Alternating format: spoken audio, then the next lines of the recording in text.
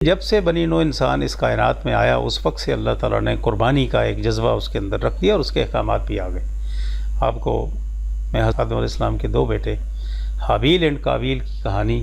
اور قرآن مجید میں بھی اس کا ذکر ہے کہ ان میں سے ایک بھائی نے کہا کہ میرے ساتھ زیادتی ہے، تو کہا گیا قربانی دو، جس کی قربانی اللہ تعالیٰ کے ہاں قبول ہوگی وہی سچا ہوگا اور اس کے مطابق ہوگا جو طے شدہ بات ہے۔ آدم علیہ السلام نے ان کو کہا، قربانی کی گئی تو حابیل کی قبول ہو گئی، قابیل کو غصہ آ گیا اور اس نے اس کے بدلے میں اپنے بھائی کی جان لے لی۔ اسی طرح ہر پیغمبر کے دور میں ہر زمانے میں قربانی رہی ہے، لیکن ہمارے ہاں جو شکل ہے قربانی کی، جیسے ہم سنت ابراہیمی کہتے ہیں، وہ حضرت ابراہیم علیہ السلام کا اپنے بیٹے حضرت اسماعیل علیہ السلام کو اللہ تعالیٰ کی رضا کی خاطر قربان کرنے کا جذبہ ہے، جس کا ہم اعادہ کرتے ہیں، اور یہ بھی تمثیل ہے مثالی انداز میں۔ جس طرح ساری جتنی عبادات ہیں، نماز، روزہ، حج، زکوٰۃ وغیرہ، یہ تماثیل ہیں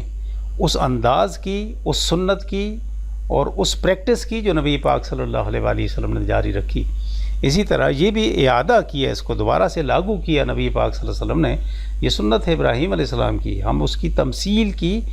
اعادہ کرتے ہیں، ہم اس کو اسی انداز سے کرنے کے لیے، تو یہ اس وقت سے شروع ہوئی۔